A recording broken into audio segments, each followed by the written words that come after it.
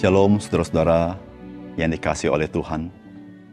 Kita bersyukur kita memiliki firman Tuhan, yaitu Alkitab, yang memberitahukan kepada kita bagaimanakah seharusnya sikap kita kepada Tuhan dan apa yang Tuhan harapkan dari kita.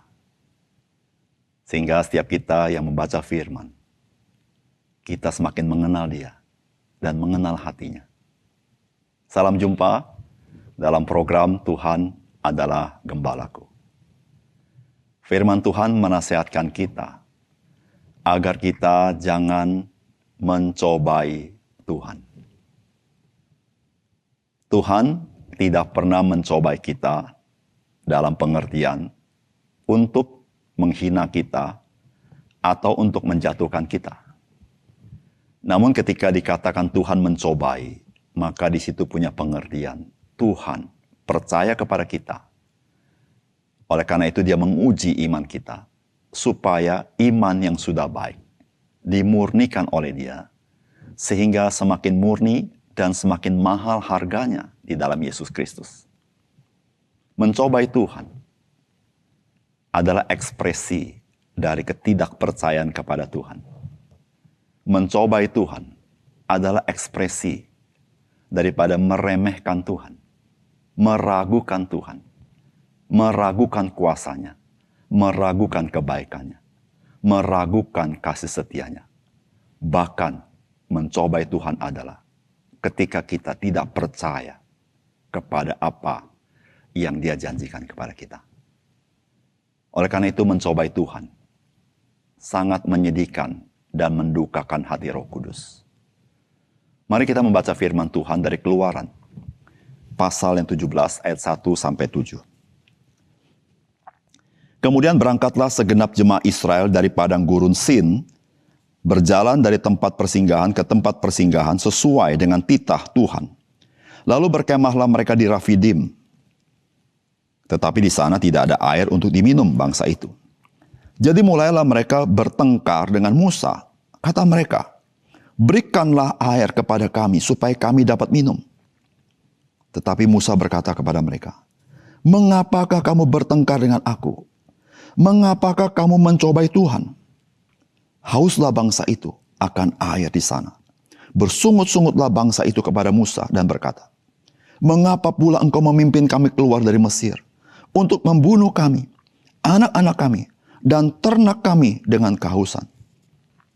Lalu berseru-serulah Musa kepada Tuhan, katanya, "Apakah yang akan kulakukan kepada bangsa ini? Sebentar lagi mereka akan melempari aku dengan batu." Berfirmanlah Tuhan kepada Musa, "Berjalanlah di depan bangsa itu, dan bawalah beserta engkau beberapa orang dari antara para tua-tua Israel. Bawalah juga di tanganmu tongkatmu yang kau pakai memukul sungai Nil, dan pergilah. Maka aku akan berdiri di sana di depanmu, di atas gunung batu di Horeb. Haruslah kau pukul gunung batu itu, dan dari dalamnya akan keluar air, sehingga bangsa itu dapat minum." Demikianlah diperbuat Musa di depan mata tua-tua Israel. Dinamainya tempat itu Masa dan Meriba. Oleh karena orang Israel telah bertengkar, dan oleh karena mereka telah mencobai Tuhan dengan mengatakan, "Adakah Tuhan di tengah-tengah kita atau tidak?" Saudara yang dikasihi oleh Tuhan, saat kita membaca bagian ini adalah peristiwa di mana bangsa Israel tiba di Rafidim. Di Rafidim ini, bangsa Israel tidak mendapatkan air, sehingga mereka sangat kehausan, termasuk dengan anak-anak mereka dan ternak mereka. Apa yang mereka lakukan? Tentu mereka bersungut-sungut. Namun mereka menjadi marah dengan Musa dan bertengkar dengan Musa. Bahkan mereka ingin kembali kepada masa lalu mereka. Mereka menyesali mereka telah keluar dari tanah Mesir. Kemarahan bangsa Israel tentulah membuat Musa sangat ketakutan. Disitulah Musa berseru-seru kepada Tuhan dan memberitahukan kepada Tuhan jikalau berlambat-lambat ia bisa dilempari batu oleh bangsanya sendiri. Saudara, apakah pesan firman Tuhan bagi kita melalui bagian firman Tuhan ini? Yang pertama, saudara, mencobai Tuhan terjadi ketika kita tidak percaya bahwa Tuhan memelihara kehidupan kita. Itu terdapat dalam ayat 2 dan 3. Jadi mulailah mereka itu bertengkar dengan Musa. Kata mereka, berikanlah air kepada kami supaya kami dapat minum. Tetapi Musa berkata kepada mereka, mengapakah kamu bertengkar dengan aku? Mengapakah kamu mencobai Tuhan? Saudara, orang Israel, mereka bertengkar dengan Musa karena mereka tidak dapat air. Mereka kehausan. Dan kenapa mereka menjadi marah? Karena mereka merasa Tuhan tidak dapat dipercaya. Karena mereka tahu, mereka keluar dari tanah Mesir dengan tangan Tuhan yang kuat melepaskan mereka dari Firaun. Dan pengetahuan itu menjadi sesuatu yang kontraproduktif ketika mereka tidak berjumpa dengan air. Dan mereka menilai Tuhan tidak dapat dipercaya. Oleh karena itu mereka marah. Mereka merasa mereka tidak mendapatkan jaminan daripada Tuhan. Saudara yang kasih dalam Tuhan, mencobai Tuhan bisa terjadi dalam hidup kita ketika kita tidak percaya bahwa Tuhan, Dia memelihara hidup kita dalam segala situasi yang kita alami. Saudara, itulah pencobaan yang setan lakukan kepada Tuhan Yesus, bukan? Setelah Tuhan Yesus berpuasa 40 hari 40 malam, maka laparlah Tuhan Yesus. Apa yang setan lakukan kepada Tuhan Yesus? Setan memerintahkan Tuhan untuk mengubah batu jadi roti. Tetapi Tuhan Yesus tidak mau. Dan Tuhan berkata, bahwa hidup kita bukan hanya tergantung roti saja, tetapi dari setiap firman yang keluar dari mulut Allah. Saudara, pencobaan si iblis kepada Tuhan Yesus adalah meragukan pemeliharaan Tuhan, meragukan janji Tuhan. Tetapi Tuhan Yesus memberitahukan, kita harus percaya kepada janji Tuhan. Saudara yang kasih dalam Tuhan, apakah saudara memiliki keyakinan kepada kasih setia Tuhan? Dan itu diekspresikan, saudara percaya kepada janjinya. Dan itu nyata ketika kita menghadapi kesulitan. Kita tidak bersungut-sungut. Namun kita bisa berkata sebagai Tuhan Yesus, manusia hidup bukan dari roti saja, tetapi dari setiap firman yang keluar dari mulut Allah. Yang kedua, saudara, kita mencobai Tuhan ketika kita menganggap bahwa Tuhan berniat jahat dan mencelakakan kita.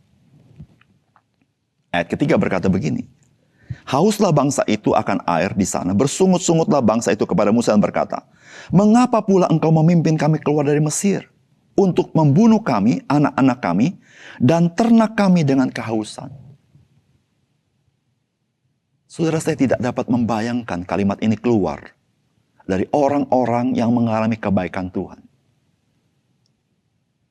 Mereka menilai, menghakimi Tuhan. Tuhan berbuat jahat kepada mereka.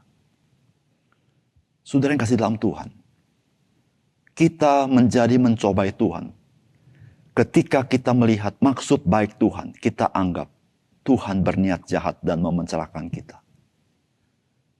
Biarlah kita sebagai orang percaya tidak memiliki sifat-sifat seperti ini. Pikiran-pikiran seperti ini. Saudara, iblis, dia terus mencobai kita. Supaya iblis mendapat kredit. Dan Tuhan didiskreditkan oleh iblis. Saudara, ini dilakukan iblis kepada Tuhan Yesus, bukan? Ketika dia membawa Yesus ke bumbungan bait suci. Lalu iblis memerintahkan Tuhan Yesus untuk terjun dari bumbungan bait suci. Saudara, apa artinya? Iblis sedang mencobai Tuhan Yesus. Dan iblis berkata, bahwa akan ada malaikat yang akan menopang engkau. Saudara yang kasih dalam Tuhan, niat iblis adalah untuk mendiskreditkan Tuhan. Bahwa Tuhan, dia tidak menjamin. Bahwa Tuhan tidak memelihara. Bahwa Tuhan tidak bermaksud baik. Oleh karena itu, saudara-saudara, iblis menyuruh Yesus lompat dari bumbungan bait Allah untuk membuktikan apakah memang Tuhan itu baik. Saudara yang kasih dalam Tuhan, Tuhan Yesus tidak mau lakukan. Karena kita harus percaya kepada Tuhan. Kita tidak boleh mencobai Tuhan. Saudara yang kasih dalam Tuhan, mari kita sebagai orang percaya, kita sadar penuh bahwa kita memiliki Tuhan yang baik. Dan kita tidak pernah meragukan itu dalam hidup kita. Apapun yang kita alami. Bahkan seburuk apapun pengalaman hidup kita. Dan kita selalu berkata, Tuhan adalah gembalaku. Takkan kekurangan aku. Yang ketiga, saudara, kita mencobai Tuhan ketika kita meragukan kehadiran dan keterlibatan Tuhan dalam kehidupan kita. Padahal kita sudah mengalami kebaikan Tuhan.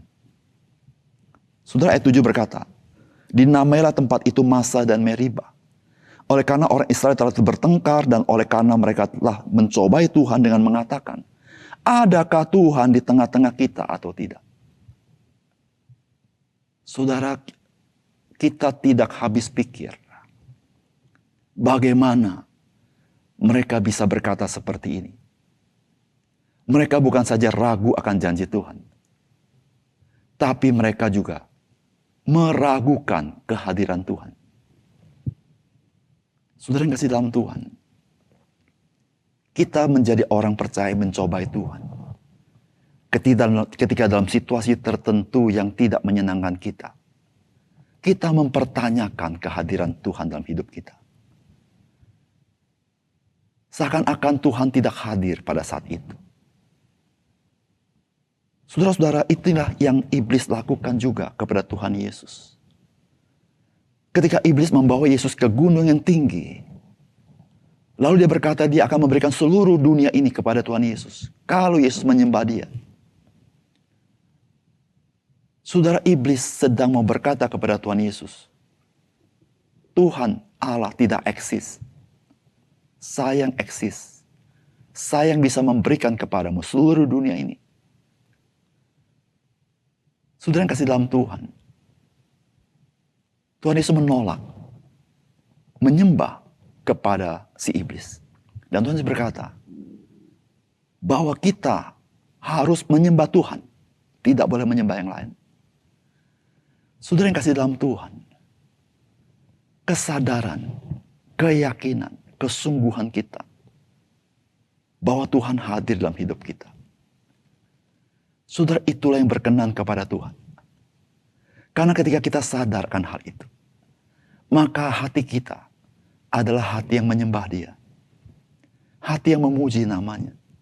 Hati yang mengakui akan pimpinan dan penyertaan Dia.